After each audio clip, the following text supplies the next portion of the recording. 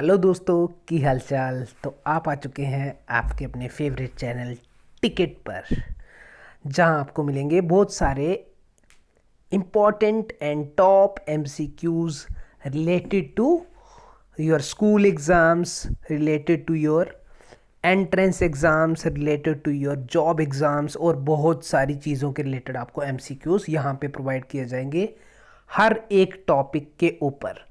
तो इसी क्रम को जारी रखते हुए आज की वीडियो हम आपके लिए लेके आए हैं, जिसमें हम क्या देखने वाले हैं, जिसमें हम देखने वाले हैं साइंस के क्लास के 9th के एक इम्पॉर्टेंट चैप्टर के 50 एमसीक्यूज, और जो आपको एंट्रेंस एग्ज़ाम्स में भी बहुत ही हेल्पफुल होंगे।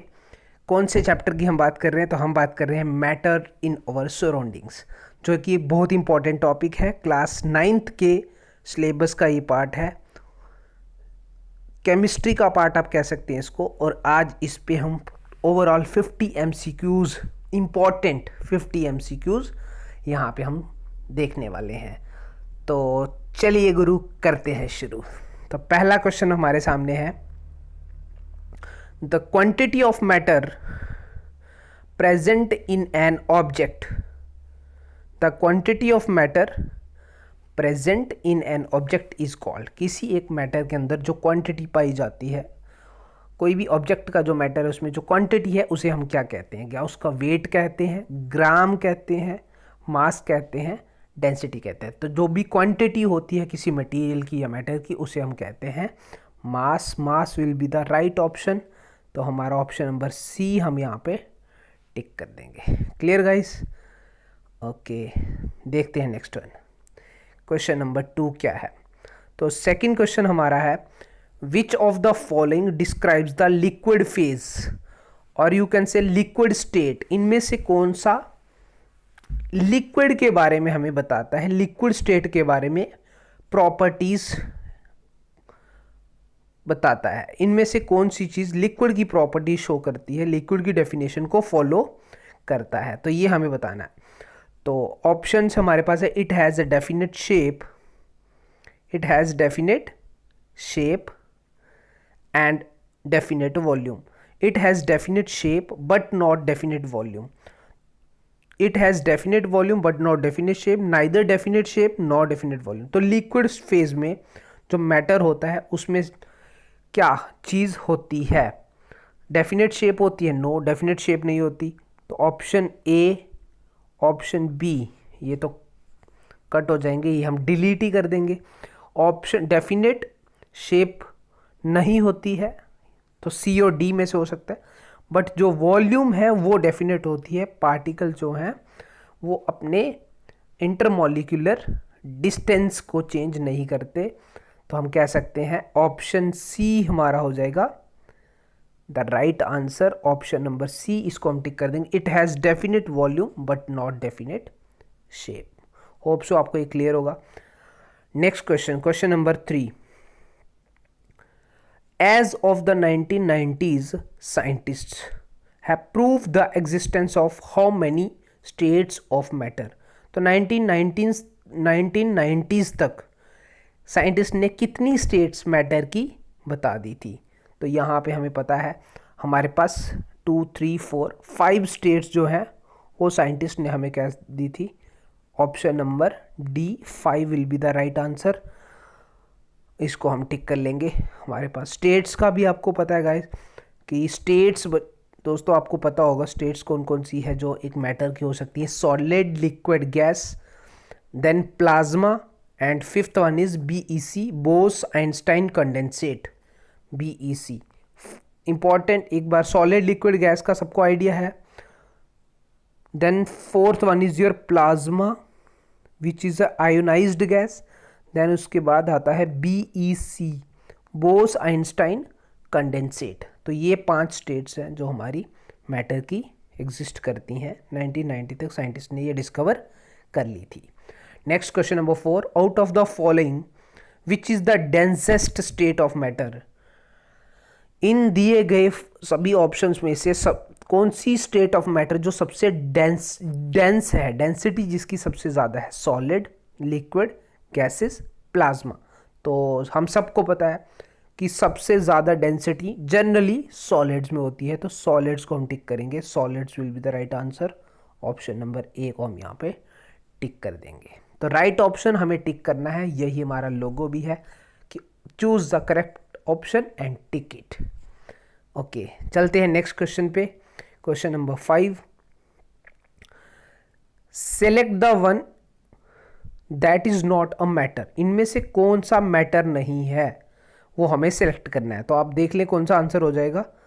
वो जो मैटर नहीं है दैट विल बी और आंसर। तो heat, smoke, air, water. Smoke एक गैस पार्टिकल्स होते हैं, एयर भी गैस पार्टिकल्स होते हैं, वाटर एक लिक्विड सब्सटेंस है, तो ये सब मैटर है। सो हम टिक करेंगे हीट को। Heat, option A will be the right option. Clear, fine. Question number 6, which is an incorrect statement. इन दिए गए सभी स्टेटमेंट्स में इनकरेक्ट स्टेटमेंट कौन सी है। इनकरेक्ट स्टेटमेंट का हमें पता करना है। मैं थोड़ा सा जूम इन कर रहा हूँ। यस, अब क्वेश्चन क्लियर है। तो विच इज़ इनकरेक्ट स्टेटमेंट, इनमें से कौन सी इनकरेक्ट स्टेटमेंट है। इनकरेक्ट स्टेटमेंट कौन सी रहेगी, तो ये हमें बताना है यहाँ पे। Which is an incorrect statement, incorrect statement कौन सी हो जाएगी। तो आप पढ़ लो option. Matter is continuous in nature, सबको पता है पहली स्टेटमेंट ही रॉन्ग हो जाएगी। मैटर जो है वो कॉन्टिन्यूस नहीं होता है नेचर में, मैटर्स आर डिसकॉन्टिन्यूस, मैटर्स जो है वो डिसकॉन्टिन्यूस होता है। तो incorrect statement, first statement will the incorrect. आप बाकी स्टेटमेंट्स भी पढ़ सकते हैं, आपको दिख जाएगा, बाकी सब करेक्ट है। 3 स्टेट्स ऑफ मैटर, एक सॉलिड होती है, सॉलिड के अंदर इंटर पार्टिकल, एक पार्टिकल से दूसरे पार्टिकल की जो स्पेस सबसे कम होती है, ये भी सही है। Density of solid is more, generally ज़्यादा होती है लिक्विड से, अभी हमने किया है। तो ये सब ऑप्शंस सही हैं, तो हमें रॉन्ग चूज करना था, that is first option A. Okay, question number 7, मैं थोड़ा जूम आउट कर देता हूँ आपको clear. The one in which inter particle forces are strongest. सबसे ज़्यादा इंटर पार्टिकल फोर्सेज किस में होती हैं। Inter particle forces, so option sodium chloride, hydrogen, ether, carbon dioxide. Inter particle forces सबसे ज़्यादा स्ट्रॉन्ग किस स्टेट में, या आप कह सकते हो स्टेट भी कह सकते हैं, यहाँ सब्सटेंस दिए गए हैं। सो ये सॉलिड है, sodium chloride solid, hydrogen is a gas, ether जो है, ईथर एक कार्बोनिक नहीं, ऑर्गेनिक कंपाउंड आप कह सकते हैं, कार्बन का कंपाउंड है, and carbon dioxide is also gas. तो सॉलिड जिसमें क्रिस्टल होते हैं that is sodium chloride NaCl, जो कि एक आयोनिक कंपाउंड भी है, आयोनिक। सो हम कह सकते हैं कि ये सॉलिड स्टेट में एग्जिस्ट करता है, तो राइट ऑप्शन हो जाएगा हमारा option A, that is sodium chloride. इसको हम टिक कर लेंगे, sodium chloride. Clear guys, okay.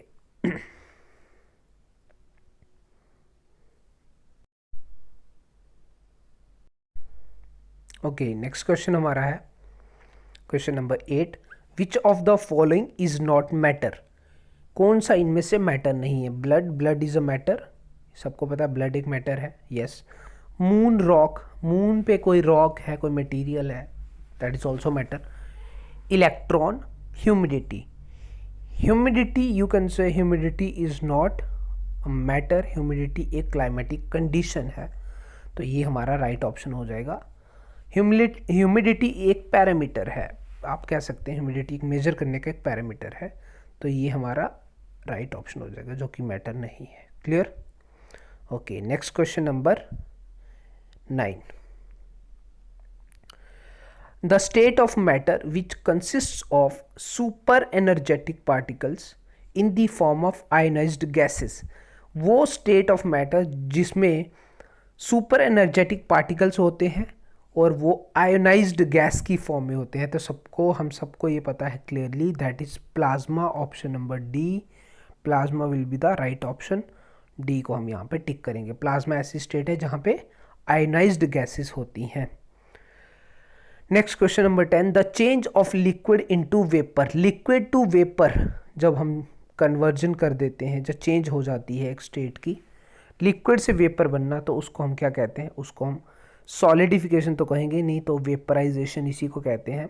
तो option A will be the right option, जहाँ पे लिक्विड से वेपर बन जाते हैं, लिक्विड से गैस बन जाती है। क्लियर।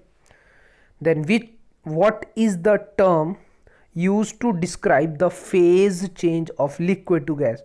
कौन सी टर्म हम इस्तेमाल करते हैं जब लिक्विड फेज से चेंज होकर के गैस बन जाती है। सो लिक्विड टू गैस हमें देखना है। तो कंडेंसेशन में तो उल्टा होता है, गैस से लिक्विड बनता है। मेल्टिंग में सॉलिड से लिक्विड बनता है। तो राइट ऑप्शन हमारा यहाँ पे हो जाएगा फर्स्ट वन, बॉइलिंग। बॉइलिंग में क्या हो रहा होता है, बॉइलिंग में हमेशा जो लिक्विड है हमारे पास वो बन रहा होता है गैस फॉर्म में। क्लियर। लिक्विड हमारे पास गैस फॉर्म में आ जाता है। क्लियर। तो इसको हम कहेंगे हमारा boiling condition. Clear. Question number 12, what term is use to describe the phase change of solid to liquid. Solid to liquid हम क्या कहेंगे, सॉलिड टू लिक्विड अभी हमने समझा, इसको मेल्टिंग होता है। मेल्टिंग का मतलब मेल्ट करना, सॉलिड से लिक्विड फॉर्म में आ जाना। तो ऑप्शन बी हम टिक कर देंगे यहाँ पे, option will be the right option. What is the, ये इज है, एस नहीं है। What is the term use to describe the phase change as liquid becomes a solid. Liquid जब सॉलिड बन जाता है तो वी ऑल नो कंडेंसेशन हम कहते हैं। जैसे सॉरी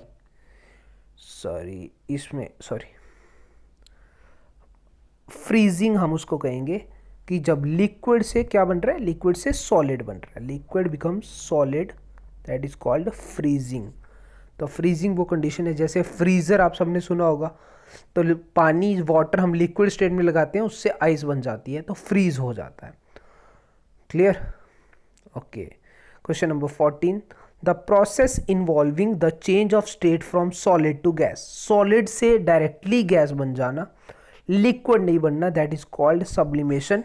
जब भी एक मैटर सॉलिड से सीधा गैस बन जाता है, लिक्विड वाली स्टेट या फेज बीच में आता ही नहीं है, तो उसको हम सब्लिमेशन कहते हैं। तो ऑप्शन डी को हम यहाँ पे टिक करेंगे। Clear.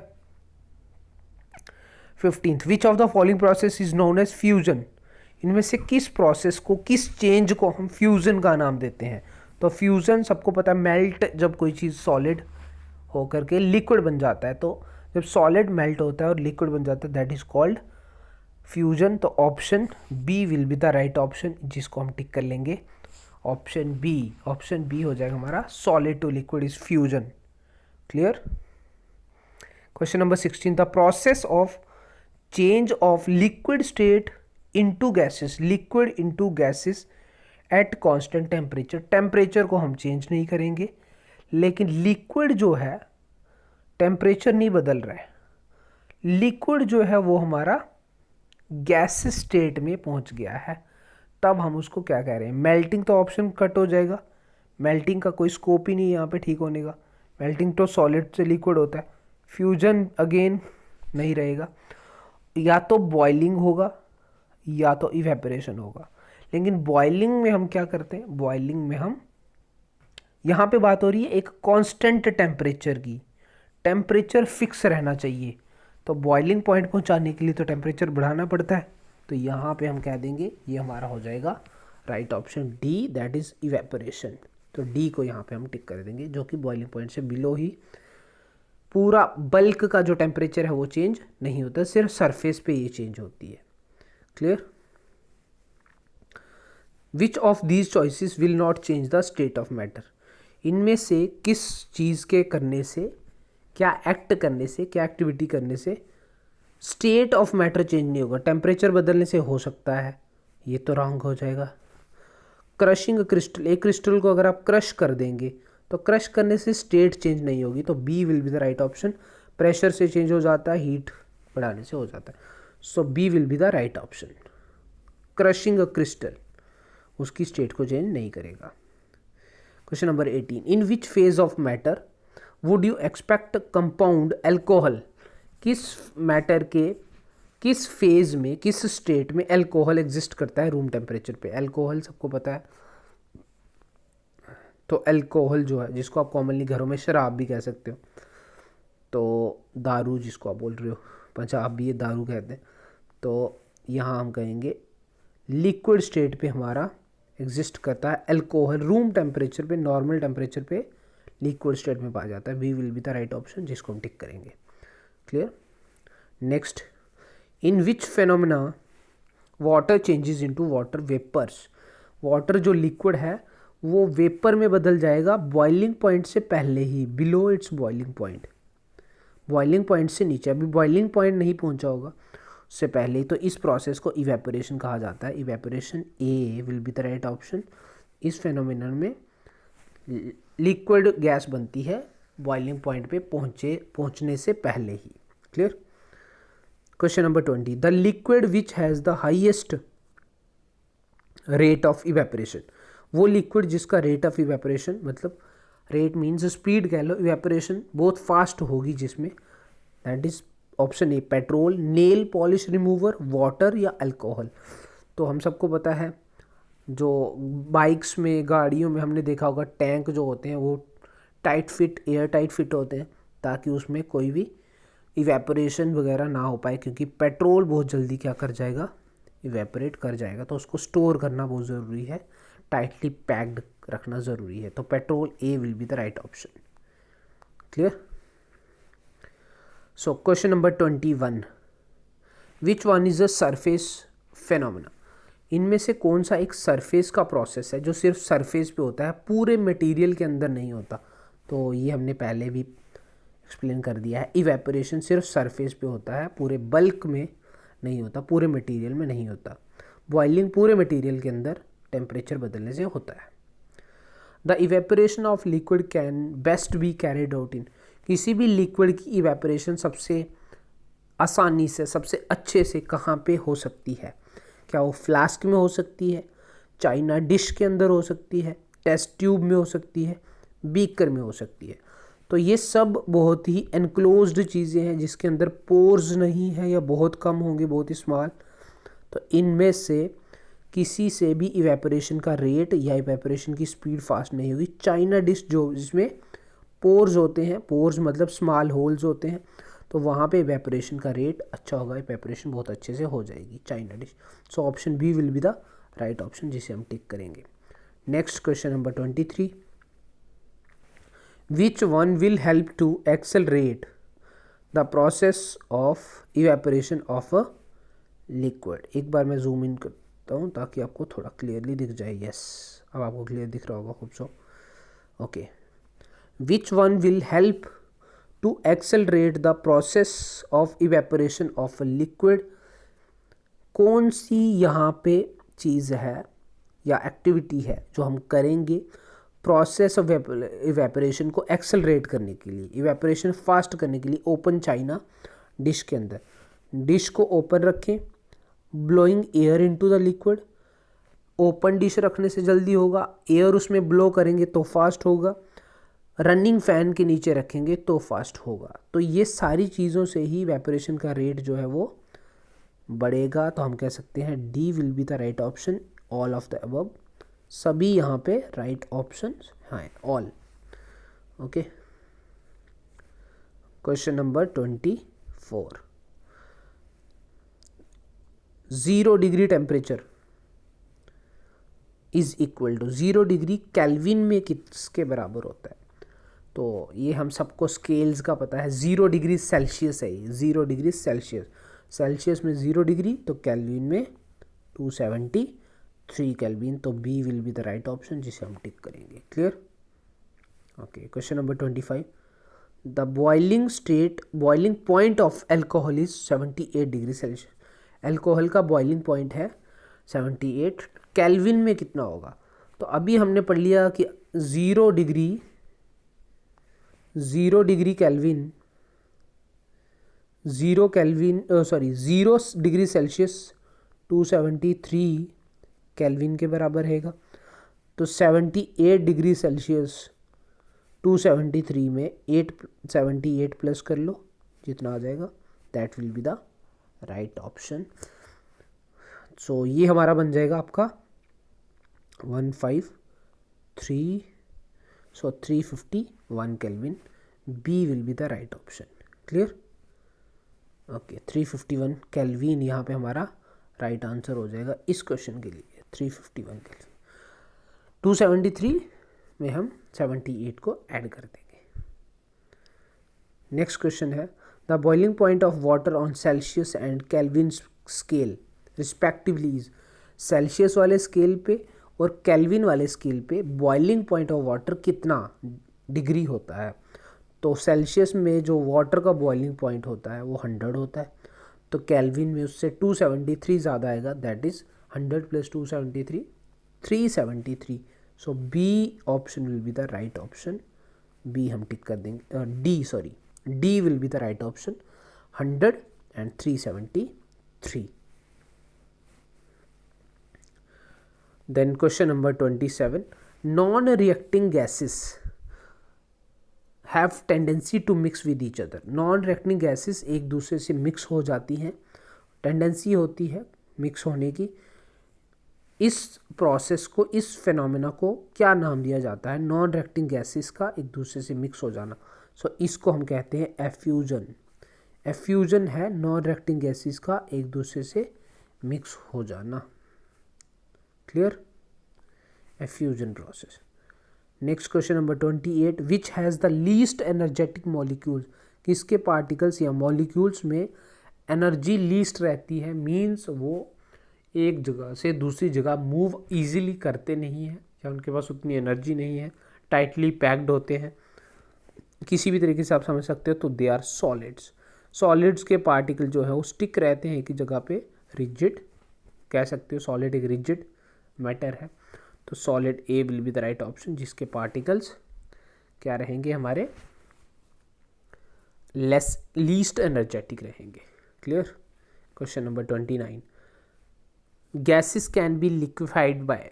Gases can be liquefied by, gases को हम लिक्विड में कन्वर्ट कर सकते हैं। इनमें से क्या टेक्निक का यूज़ करके, क्या प्रोसेस करके, क्या चीज़ हम करें तो ये लिक्विड्स बन जाते हैं? By increasing pressure, yes, pressure को इंक्रीज करने से हो जाता है। बाय डिक्रीजिंग टेम्परेचर, टेम्परेचर को डिक्रीज करने से भी हमने देखा है। कंडेंसेशन प्रोसेस, जिसमें हमने कूल किया है एक गैस को, अगर हम कूल करें तो लिक्विड में आ। तो ये दोनों ऑप्शन सही है, तो right option will be both A and B. C हमारा हो जाएगा यहाँ पे right option. Clear? Okay. Question number 30, ये आप रीड कर लो। SI unit of temperature is. Temperature का एसआई यूनिट क्या है? सो ये आपको बताना होगा। एक मिनट वेट करो, मैं कलर चेंज कर लेता हूँ। Fine, okay. तो SI unit of temperature is, temperature को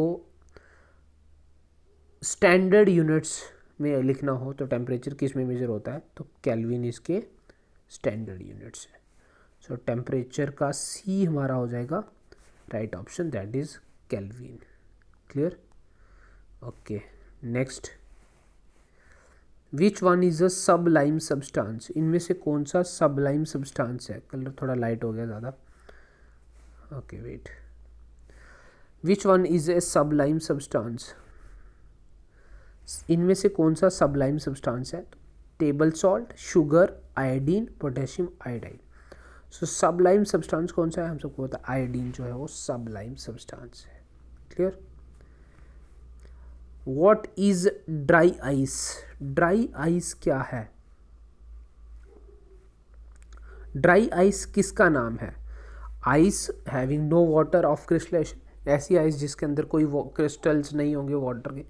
आइस जो ड्राई हो चुकी है, दैट हैज़ बिन ड्राइड। या सॉलिड कार्बन डाइऑक्साइड, जो गैस कार्बन CO2 है, कार्बन डाइऑक्साइड, अगर वो सॉलिडिफाई हो जाए तो उसको ड्राई आइस का नाम देते हैं। यस, ये हम सबको याद भी रखना है, पता भी है। सॉलिड CO2 को कहते हैं dry ice. Dry ice. Clear? Okay. Next come to question number 33, zigzag movement of the solute particle. एक सल्यूट पार्टिकल, सोल्यूशन के अंदर जो सल्यूट, एक होता है सल्यूट, एक होता है सॉल्वेंट। सल्यूट सॉल्वेंट के अंदर डाला जाता है तो बन जाता है सोल्यूशन। सोल्यूट को हम सॉल्यूट को हम किस में, सॉल्वेंट में डाल देंगे, किस में डाल देंगे, सॉल्वेंट में डाल देंगे, तो बन जाएगा सॉल्यूशन। क्या बन जाएगा, सॉल्यूशन बन जाएगा। तो हमें पूछ रहा है कि जब एक सॉल्यूशन के अंदर सॉल्यूट पार्टिकल जिगजैग मोशन करते हैं, मूवमेंट करते हैं, तो उसे हम कौन से मोशन का नाम देते हैं, तो ये है right option, Brownian motion. Brownian motion को हम कहते हैं zigzag movement of solute particles.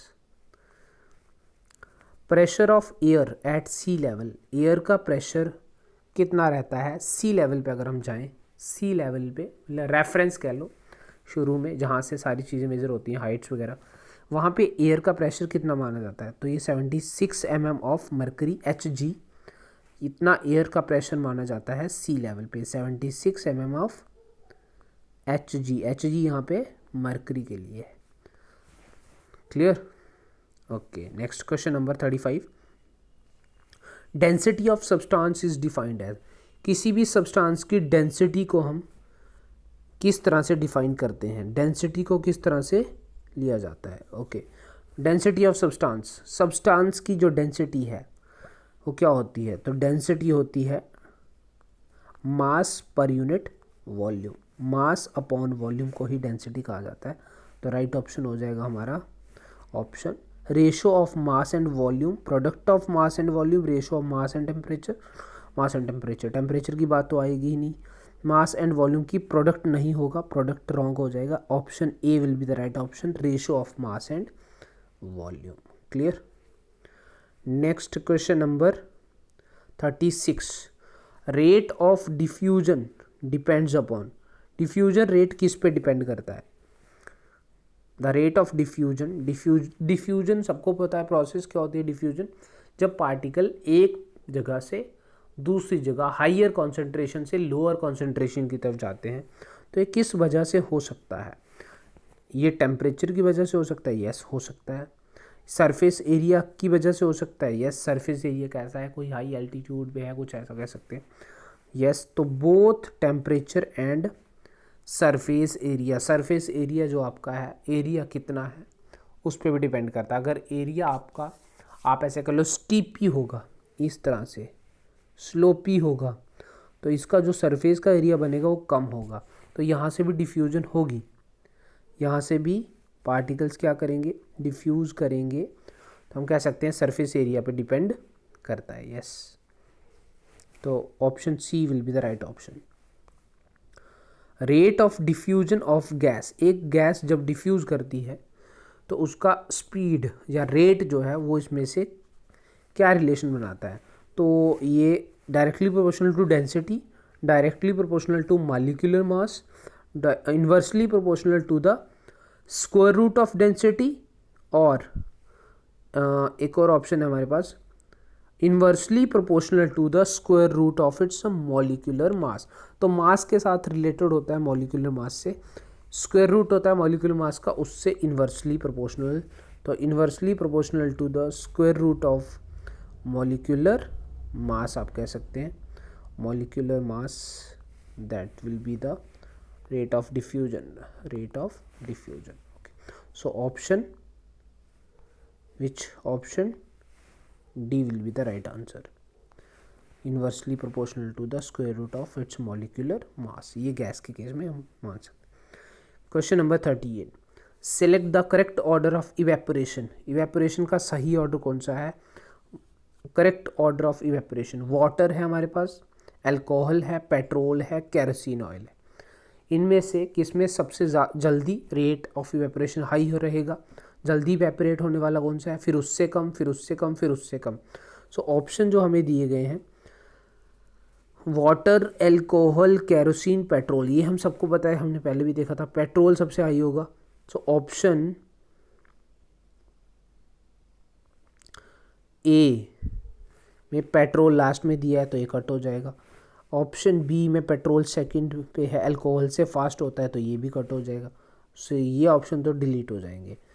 Then देखते हैं थर्ड और फोर्थ ऑप्शन क्या है। यस, थर्ड ऑप्शन है पेट्रोल पहले नंबर पे है, petrol then alcohol then water then kerosene. Kerosene जल्दी इवेपोरेट करता है तो ये वाला ऑर्डर, ये वाला सीक्वेंस गलत है, सो ये नहीं हो सकता।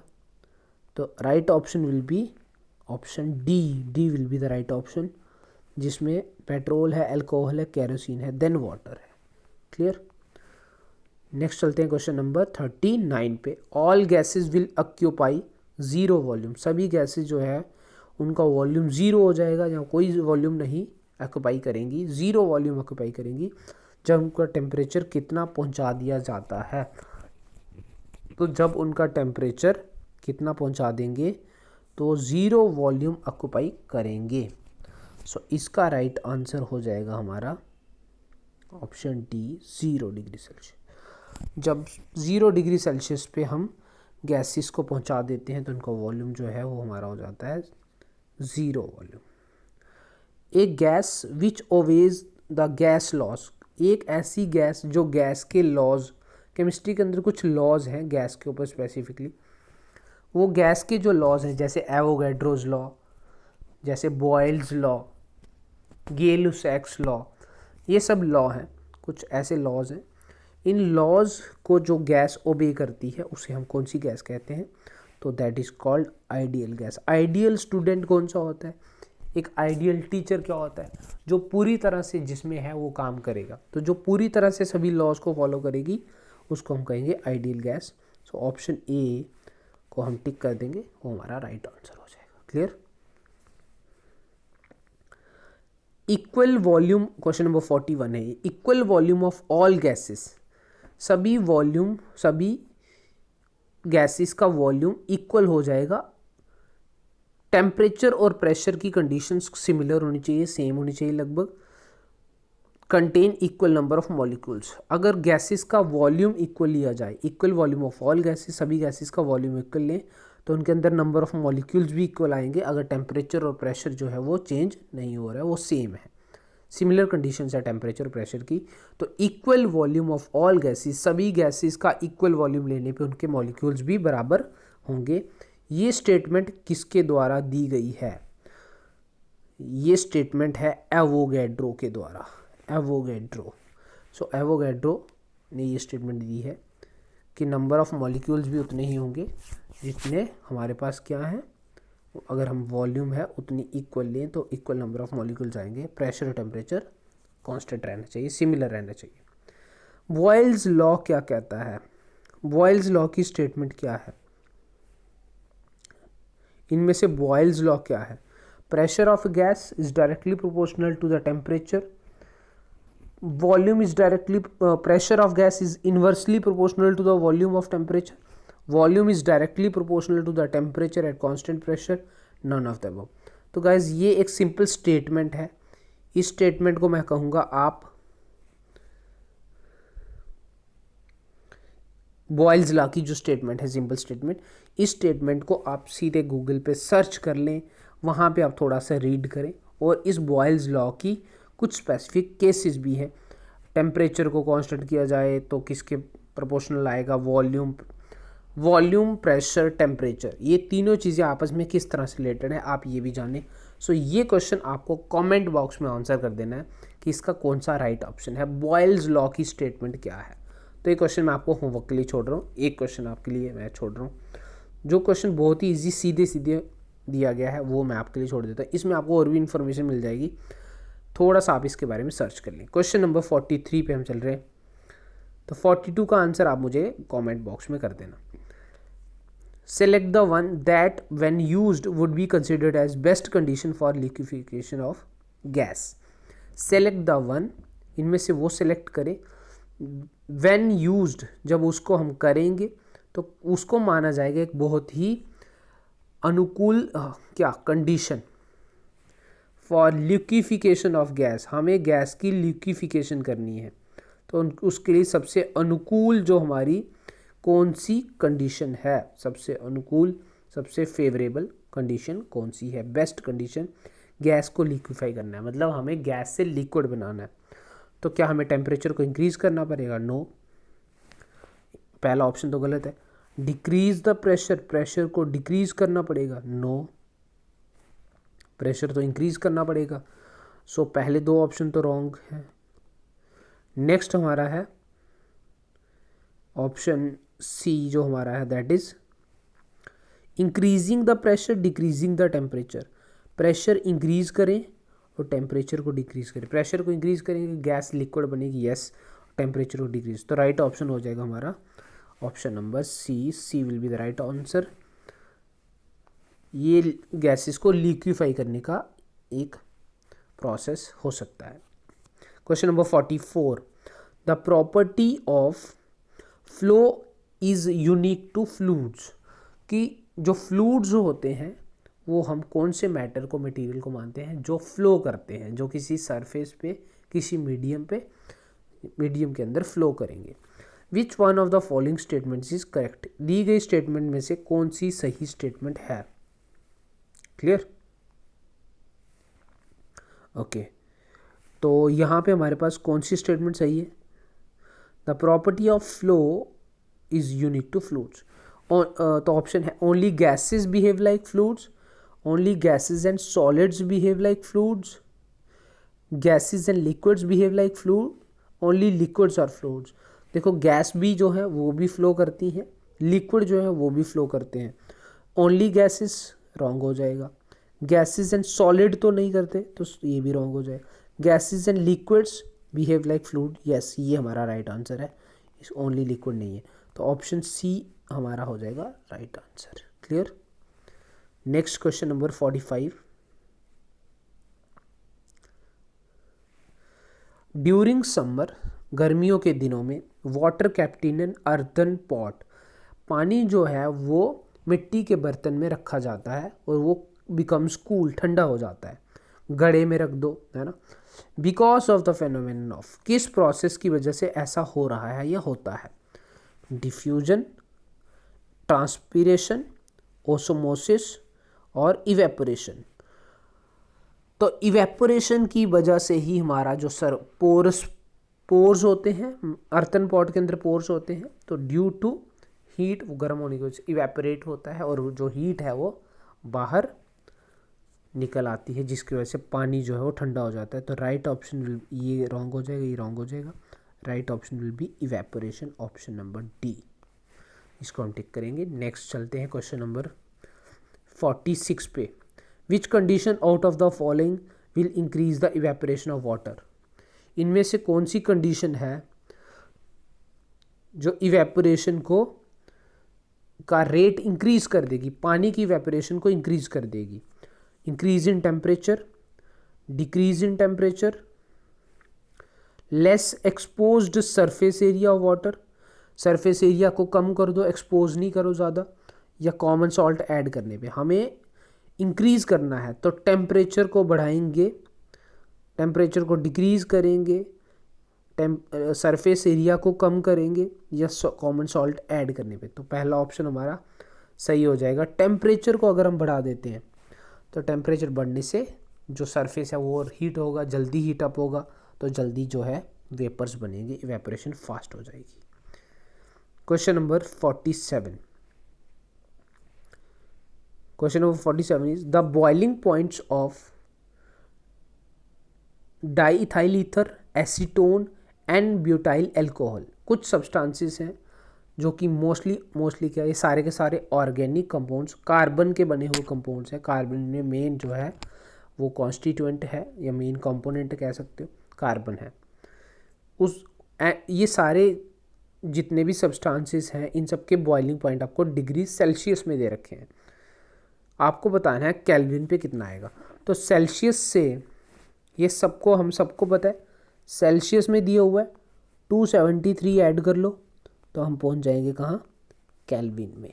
ये इक्वेशन बड़ी इंपॉर्टेंट है, बस ये सिंपल सा हो जाएगा। फिर सभी में 273 ऐड कर लेंगे। Clear?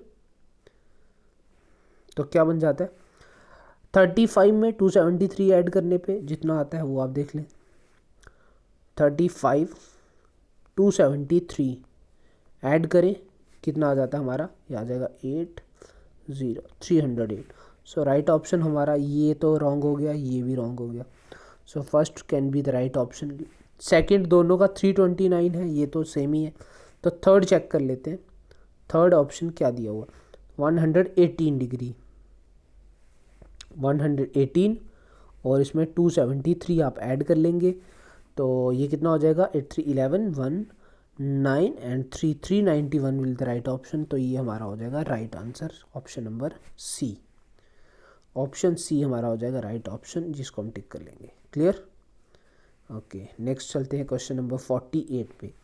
Which of the following has strongest inter particle forces, सबसे ज़्यादा इंटर पार्टिकल, एक पार्टिकल से दूसरे पार्टिकल के बीच में फोर्स किस चीज़ में दिए गए, किन चीज़ों में सबसे ज़्यादा फोर्सेस, इंटर पार्टिकल फोर्सेस होती हैं एक नॉर्मल रूम टेम्परेचर पे? ऑक्सीजन में होती हैं, वाटर में होंगी, ब्रोमीन में होंगी, या फिर आयरन में होंगी? तो ऑक्सीजन गैस है, ऑक्सीजन मैं लिख देता हूँ यहाँ पे, oxygen, option A, oxygen gas है, yes oxygen is a gas. Water liquid है, ओके। ब्रोमीन आपको पता है रूम टेम्परेचर पे लिक्विड ही होता है, और दिस इज सॉलिड। तो सॉलिड के अंदर सबसे ज़्यादा क्या रहता है, इंटर पार्टिकल फोर्स। तो option D will be the correct answer, D iron. Iron हमारा हो जाएगा right answer, iron. Clear? D will be the right option, इसको टिक किया।